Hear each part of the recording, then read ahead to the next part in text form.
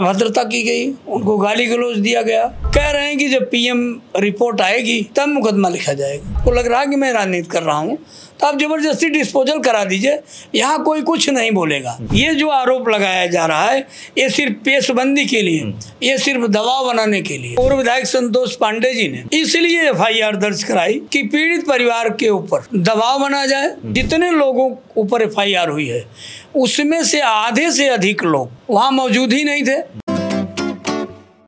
इस समय हमारे साथ बातचीत करने के लिए सभापति यादव जी हैं, पूर्व प्रमुख हैं। आप जानते हो कि हमेशा सुर्खियों में रहते हैं और इस समय सुर्खियों में हैं मदारडीह हत्याकांड। जो सुनील यादव की हत्या हुई उसमें इनकी भूमिका बताई जाती है कि जो परिवार से मिलने गए और परिवार से मिलकर जब ये वहाँ परिवार जो न्याय की मांग कर रहा था उस न्याय में परिवार के साथ खड़े थे, जिसके बाद तमाम लोग इनके जो विरोधी हैं वो इन पर लगातार इनके खिलाफ खबरें चला रहे हैं कि जो सभापति यादव हैं उनकी वजह से उन्होंने वहाँ पर 100 को जो सार्वजनिक स्थल पर रखा, इनकी वजह से जो संतोष पांडे हैं उनकी जो टीम है, जो उनके लोग हैं वो लगातार टारगेट कर रहे हैं कि इस तरह।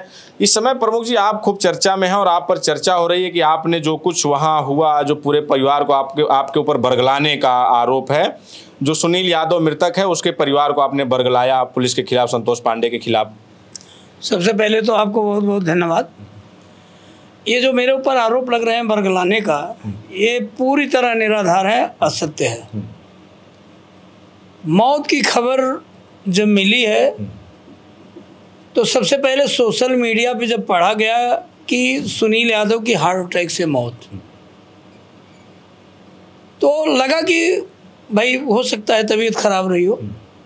लेकिन जब 15-20 मिनट के बाद फ़ोन आने शुरू हो गए कि सुनील यादव की हार्ट अटैक से मौत नहीं, सुनील यादव की हत्या हुई है। और पूर्व विधायक संतोष पांडे जी के सगे साले विवेक मिश्रा और एक निषाद लड़का मुन्ना निषाद, इन लोगों ने बहुत बुरी तरह मारा पीटा, इसी वजह से उनकी हत्या हो गई। तो जब लाश जिला अस्पताल से वापस आई घर पर तो काफ़ी देर हो चुकी थी। तो परिवार के लोग एप्लीकेशन स्थानीय थाना चांदा कोतवाल के पास लेके गए, तो कोतवाल साहब द्वारा जात सूचक शब्द से अभद्रता की गई, उनको गाली गलौज दिया गया, भगाया गया। ये कहा गया कि तुम्हारी आरती उतारूंगा, यहाँ आए हो। तो किसी तरह लाश पोस्टमार्टम भेजी गई। बहुत जद्दोजहद के बाद लाश सुल्तानपुर भेजी गई। तो काफ़ी देर होने के बाद उस दिन पोस्टमार्टम नहीं हो पाया। तो जब सारी बात लोगों ने मुझे बताई कि इसमें राजनीति हो रही है, मुकदमा नहीं लिखा जा रहा है, लाश पीएम के लिए नहीं भेजी जा रही थी, तो मेरी समझ में आया कि इसमें राजनीति वाकई हो रही है। तो मैं दूसरे दिन सुबह मैं लखनऊ के लिए चल दिया माननीय राष्ट्रीय अध्यक्ष जी से मिलने के लिए। तो मैं था, मेरे साथ में जितेंद्र बाजीगर थे। दोनों लोग जाकर के मैं राष्ट्रीय अध्यक्ष जी से मिला और राष्ट्रीय अध्यक्ष जी से मिलने के बाद हम लिखित रूप से राष्ट्रीय अध्यक्ष जी को दिया और सारी घटना की बात राष्ट्रीय अध्यक्ष जी से बताया। तो राष्ट्रीय अध्यक्ष जी ने न्याय का भरोसा दिया और डेलीगेशन टीम के लिए माननीय प्रदेश अध्यक्ष जी को कहा और माननीय प्रदेश अध्यक्ष जी ने डेलीगेशन टीम निश्चित की और उसमें 9 तारीख के लिए डेट दी कि डेलीगेशन टीम 9 तारीख को मदारडीह जाएगी और जो रिपोर्ट आएगी पीड़ित परिवार को न्याय मिलेगा। आज भी हम राष्ट्रीय अध्यक्ष जी की बातों पर और उस डेलीगेशन टीम जो आएगी उसमें मैं भी हूँ, जितेंद्र बाजीगर भी हैं। तो जो सच्चाई होगी, जो सच्चाई है वो राष्ट्रीय अध्यक्ष जी के सामने पेश किया जाएगा। अभी तो एक में आपका नाम है डेलीगेशन में, आपका और बाजीगर का नाम है डेलीगेशन में, और एक डेलीगेशन पुलिस की तरफ से बनाया गया है। यानी एफआईआर जो हुई है उसमें भी आप और बाजीगर मिला के 21 लोग नामजद हैं। उसमें जो आप लोगों पर आरोप लगाया कि आप लोग ने बॉडी रख के जो है सार्वजनिक स्थल पर हंगामा किया, पुलिस के साथ धक्का मुक्की की, ऐसा कुछ हुआ था क्या?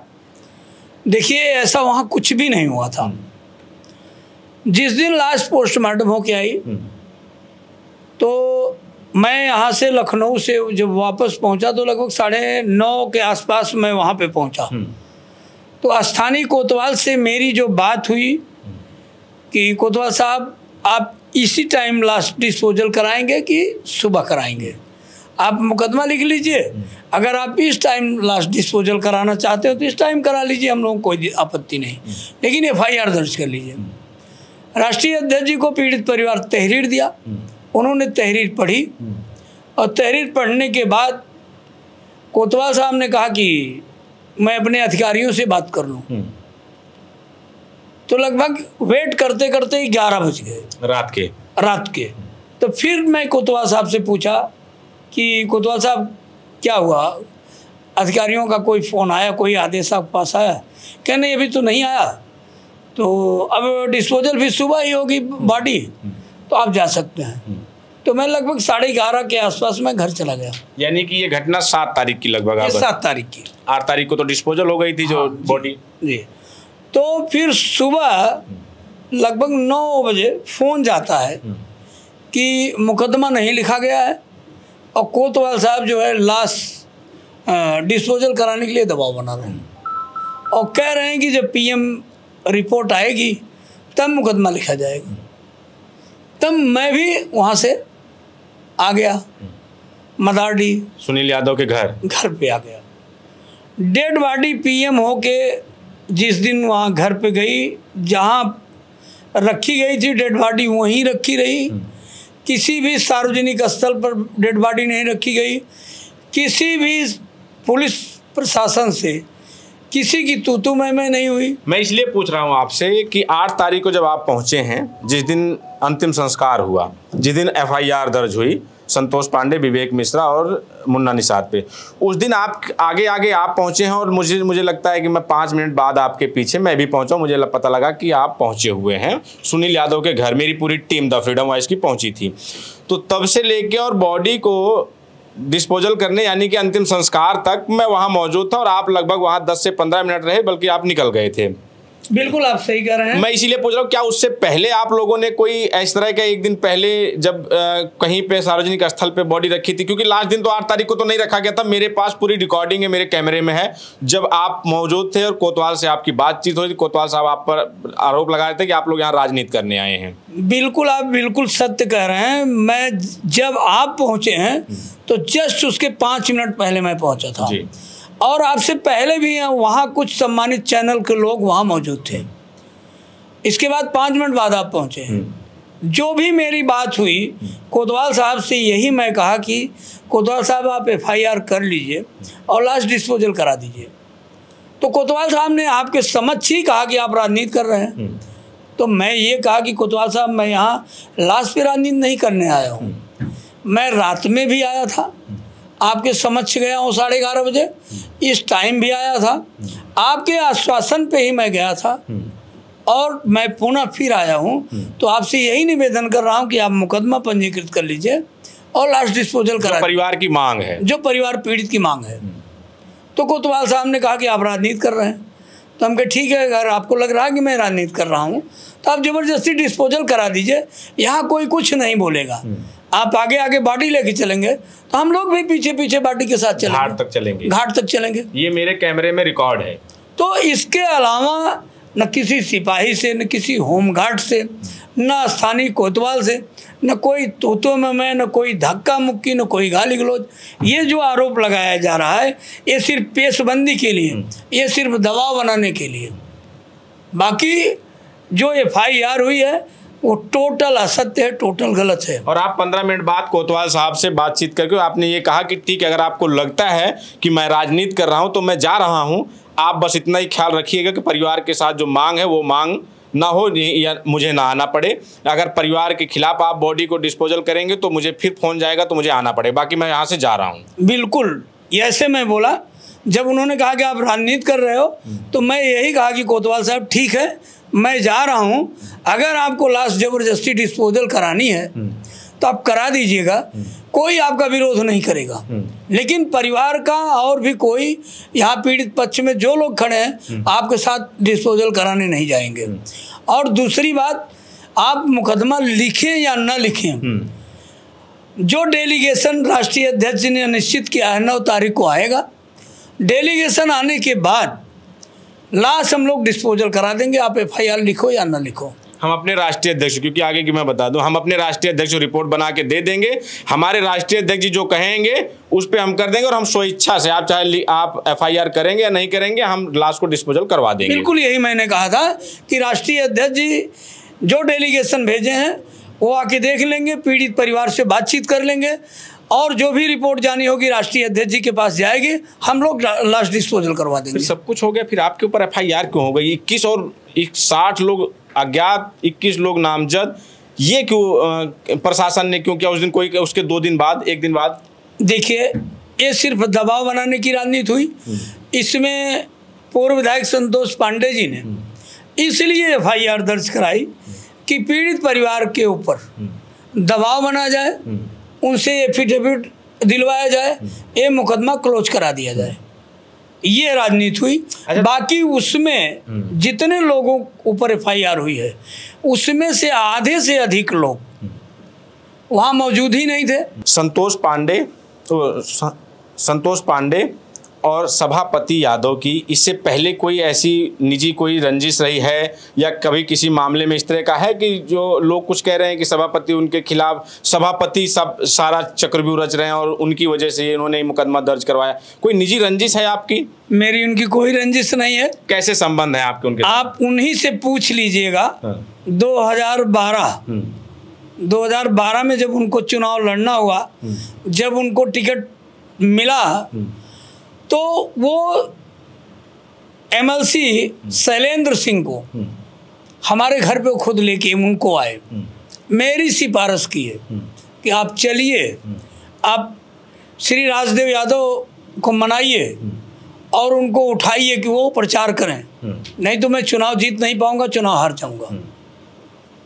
मैं गया इनके साथ, श्री राजदेव यादव जी को जो है मैं उनको मनाया। यही पूर्व विधायक संतोष पांडे जी अपनी पगड़ी उतार करके उनके पैर पर रख दिए, राजदेव यादव के, और कहें कि आप अपना आशीर्वाद दीजिए, मैं आपका बेटा हूँ, आपका बच्चा हूँ, आप मुझे विधायक बनाइए। तो मैं यही कहा नेताजी को, श्री राजदेव यादव को, कि एक ब्राह्मण से और क्या चाहेंगे? अब अपेक्षा क्या करते हैं? आप उठिए, अपना बेटा समझ करके इनको चुनाव जिताइए। सुबह से राजदेव यादव पूरे क्षेत्र में निकल गए, सभी यादव एकजुट होकर के इनको वोट दिए, जिताए, और यही पूर्व विधायक संतोष पांडे और इनका साला विवेक मिश्रा राजदेव यादव की हत्या करवा देता है।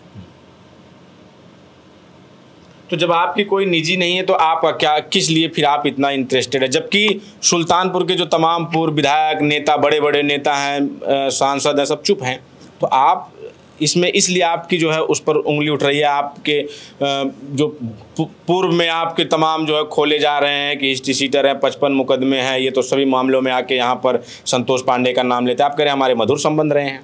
देखिए, एक चीज़ बताएं, आरोप किसी के ऊपर लगाए जा सकते हैं, मैं माननीय न्यायालय से दोषी नहीं हूँ। मुकदमा किसी के ऊपर लिखा जा सकता है, 65 लिख दो, 55 लिख दो, 100 लिख दो, 5 लाख नहीं 10 लाख इनाम रख दो, ये पुलिस के हाथ का काम है। लेकिन न्यायालय से आज तक मैं 35 मुकदमों में बाइज्जत बरी हो चुका हूँ, किसी में दोषी नहीं हूँ। और जितने मुकदमे मेरे ऊपर ऐसे फर्जी राजनीतिक दबाव वसूल हुए हैं, मुझे न्यायालय पर भरोसा है, मुझे कानून पर भरोसा है, मैं सब में बाइज्जत बरी होऊंगा। जिस मुकदमे में मुझे 5 लाख इनाम किया गया था, नॉन इंजरी 307 केस है, उसमें भी FIR करता, मुख्यमंत्री, DGP सबके पास एफिडेविट दिया, माननीय उच्च न्यायालय में जाके एफिडेविट दिया कि मैंने कोई FIR नहीं की है, और कोर्ट में भी जाके उसने बयान दिया कि मैंने कोई FIR नहीं की है। मैं उसमें भी, मुझे भरोसा है न्यायपालिका पर, मैं उसमें भी बाइज्जत बरी होऊंगा। अब ये एक वीडियो, अगर पता नहीं आपने देखी कि नहीं देखी, एक वीडियो वायरल हो रही है। एक लड़का है जो मदारडीह गांव का ही है, वो ये कह रहा है कि जब भी यहाँ कोई घटना होती है, वो राजदेव हत्याकांड की भी वो चर्चा कर रहा है, कह रहा है कि उसमें भी विवेक मिश्रा का नाम आपने डलवा दिया, राजदेव हत्याकांड में भी, और उसके बाद कह रहे हैं कि आपने तो मोर्चा खोल रखा है, संतोष, कोई भी मामला होता है आप संतोष पांडे के खिलाफ मोर्चा खोल देते हैं, उनके खिलाफ मांग करने लगते हैं मुकदमे की। ऐसा है कि आप फंसाते हैं लोगों को, जो आरोप है आप पर? ये देखिए, ये बिल्कुल गलत आरोप है। मेरा घर आप देखते हैं कि एकदम मेन बिंदु पर है। बगल वाली विधानसभा बल्लभपुर है और इधर बगल वाली विधानसभा जो है लम्हुआ है। 2 किलोमीटर पर लम्हुआ है, 1 किलोमीटर पर बल्लभपुर है और पट्टी का मैं हूँ। तो तीनों विधानसभा में मेरा निमंत्रण, आना जाना, अच्छे संबंध और चाहने वाले लोग हैं। तो मैं सबके दुख दर्द में आता हूँ। अब रही बात है कि मैं किसी पीड़ित परिवार के साथ खड़ा हो गया तो इसका मतलब ये थोड़ी है कि मैं मुकदमा लिखवा दिया। मुकदमा तो पीड़ित परिवार लिखाता है, तहरीर तो पीड़ित परिवार लिखवाता है। पीड़ित परिवार के ऊपर जो पीड़ा दी गई तो पीड़ित परिवार जिसके ऊपर आरोप लगाएगा, जिसको बताएगा कि फला ने घटना घटित की है, तो लिखा तो वही जाएगा। सभापति के कहने से थोड़ी लिखा जाएगा। अच्छा चलिए ठीक है, मैंने FIR कराई है तो 3 ब्राह्मणों की हत्या हुई, उसमें भी विवेक मिश्रा के नाम पर उंगली उठी, पूर्व विधायक संतोष पांडे जी के नाम पे उंगली उठी, तो क्या वहां भी सभापति उसकाने गए थे? वो लड़का कह रहा है कि नाम मुझे नहीं याद आ रहा, वो ये कह रहा था कि मुझे भी उसमें आरोपी बनाया गया था राजदेव हत्याकांड में, मदारडीह का ये और विवेक मिश्रा। देखिए, ये सब मनगढ़ंत कहानी है, ये सब उनके चट्टे बट्टे हैं। आप देखते हो कि सोशल मीडिया पर इनके कहने से कुछ 2-4 यादव के बच्चे हैं, युवा हैं, अभी उनको समझ नहीं है, वो अनाप शनाप बोलते रहते हैं, वो बुलवाए जा रहे हैं। तो मैं फिर आपके भी माध्यम से कहना चाहूँगा कि हमेशा अपनी भाषा पर संयम रखना चाहिए। भाषा वैसी नहीं बोलनी चाहिए कि जिससे क्षेत्र में और जनमानस में उन्माद पैदा हो, विवाद पैदा हो। तो ये मैं पूर्व विधायक संतोष पांडे जी से भी कहना चाहूँगा कि अपने समर्थकों को ये चीज़ कहें कि अपनी भाषा पर लगाम रखें, मर्यादित भाषा का प्रयोग करें। यानी कि आप ये कह रहे हैं कि संतोष पांडे से आपकी निजी कोई बैमनस नहीं है, कोई रंजिश नहीं है, आप पीड़ित परिवार के साथ खड़े हो गए, इसलिए उनके जो समर्थक है वो आप पर जो है अमर्यादित टिप्पणी कर रहे हैं, आप पर एलिगेशन लगा रहे हैं, आपके खिलाफ ये कह रहे हैं कि जो है जो भी यहाँ मामले होते हैं उसमें खड़े हो जाते हैं सभापति। देखिए, मेरी किसी नेता से कोई दुश्मनी नहीं है। रही बात है कि पीड़ित परिवार कोई भी हो, पीड़ित व्यक्ति कोई भी हो, अगर वो मेरे पास आएगा या मैं उसके दुख दर्द में जाऊंगा तो जो अपनी पीड़ा मुझसे बयां करेगा, मैं उसकी भी गहन जांच करूंगा अपने हिसाब से, उसमें सत्यता मिलेगी तो मैं उसकी आवाज़ उठाऊंगा, वो चाहे कोई भी व्यक्ति हो। अच्छा, एक टिप्पणी अगर आपसे ले ली जाए कि जो पूरा समाजवादी कुनबा है सुल्तानपुर का, विधायक हैं, पूर्व विधायक हैं, सांसद हैं, पूर्व सांसद हैं, मौजूदा विधायक हैं, ये सब मौन साधे हुए हैं, क्यों? किस चीज़ का दबाव है, डर है? अब देखिए, ये उनके विचार हैं, वो क्यों नहीं बोल रहे हैं? सुल्तानपुर के नेता क्यों नहीं पीड़ित परिवार के यहाँ आए, चाहे वो पूर्व विधायक हों और चाहे वो पूर्व जिला पंचायत हों, चाहे वो पूर्व जिला पंचायत के सदस्य रहे हों, विधायक रहे हों, सांसद रहे हों, जिला अध्यक्ष रहे हों, वो पीड़ित परिवार के यहाँ क्यों नहीं आए? वो उसका जवाब जनता उनको देगी और उसका जवाब संगठन के हमारे मुखिया, हमारे राष्ट्रीय अध्यक्ष जी पूछेंगे कि आप लोग क्यों नहीं गए। वो मैं पूछने का अधिकारी नहीं हूँ। मैं तो इतना पूछ रहा हूँ कि क्या दबाव है क्या किसी का जो लोग नहीं जा रहे हैं? भाई बहुत सारे लोग गाजियाबाद में, गाजीपुर में कोई घटना हो जाएगी उस पर सोशल मीडिया पे लिख देते हैं, गाजियाबाद में हो जाएगी लिख देते हैं, MP में हो जाएगी, बिहार में हो जाएगी, लोग लिखते हैं। उनकी नाक के नीचे ही सुल्तानपुर में घटना हो गई, लम्बुआ मदारडीह में हो गई, हत्या हो गई, उनका कार्यकर्ता है, उस पर सब लोग मौन है। मेरा तो सवाल बस इतना है। अब देखिए, एक चीज़ और मेरे संज्ञान में आया, मैं भी उसमें ये नहीं मानता हूँ कि अब सत्यता क्या है।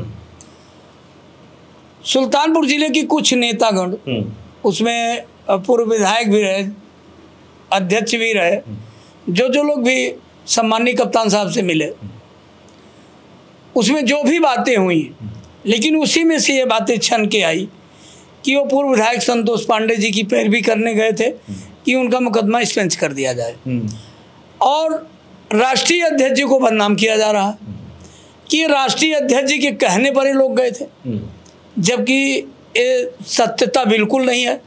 दूर तक कोई मतलब नहीं राष्ट्रीय अध्यक्ष जी का इस प्रकरण से, चूँकि राष्ट्रीय अध्यक्ष जी बाहर हैं।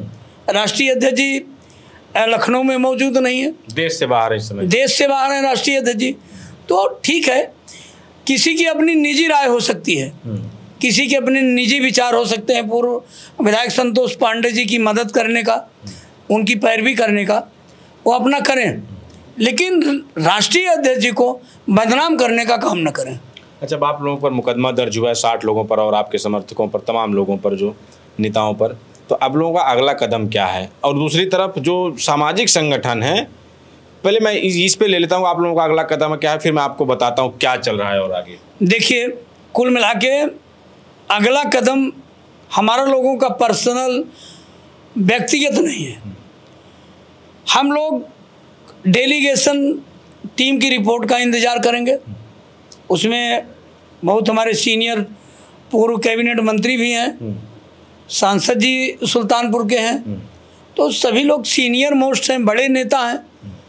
तो मैं उनकी रिपोर्ट का हम लोग इंतज़ार करेंगे, और रिपोर्ट जाने के बाद भी हम लोग अपने राष्ट्रीय अध्यक्ष जी का इंतज़ार करेंगे। राष्ट्रीय अध्यक्ष जी का जो निर्देश होगा, इसके बाद हम लोग अपना कदम उठाएंगे, अगला कदम। लेकिन इस मामले ने पूरी तरह से तूल पकड़ लिया है। अब आपकी जानकारी के लिए बता दूं कि इसमें यादव सेना की भी एंट्री हो गई है। इस मामले में यादव सेना के साथ साथ तमाम जो संगठन है, जो उनके राष्ट्रीय अध्यक्ष हैं, लखनऊ में बैठ के वो तमाम संगठनों से मिल रहे हैं। यादव सेना ने ऐलान किया है कि वो सुल्तानपुर में लम्भुआ में सुनील यादव हत्याकांड की न्याय को लेकर सामाजिक न्याय महापंचायत करेंगे, और उसकी जल्दी तारीख भी आने वाली है, और वो उसमें लगभग 150 संगठन भाग ले रहे हैं और बड़ी महापंचायत करने जा रहे हैं। देखिए, ये सबका अपना अपना संगठन है और सब न्याय की लड़ाई लड़ रहे हैं, सब समाज के लिए कार्य कर रहे हैं, पीड़ित शोषित समाज के लिए काम कर रहे हैं। अगर उनका विचार है कि हमारी आवाज़ से पीड़ित का भला हो, पीड़ित को न्याय मिले, पीड़ित को आर्थिक मदद मिले, तो मुझे क्या आपत्ति है? मुझे कोई आपत्ति नहीं।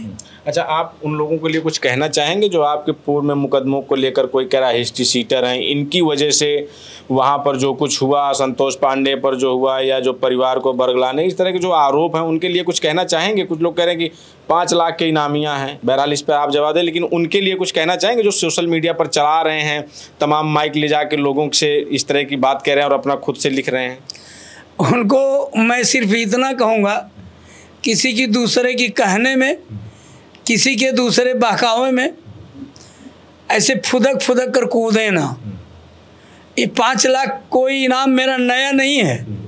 5 लाख जब मेरे ऊपर इनाम हुआ था तो पूरा देश देखा था, पूरा देश का चैनल चल रहा था और पूरा समाज जान रहा था कि ये फर्जी 5 लाख इनाम है, ये फर्जी मुकदमा है।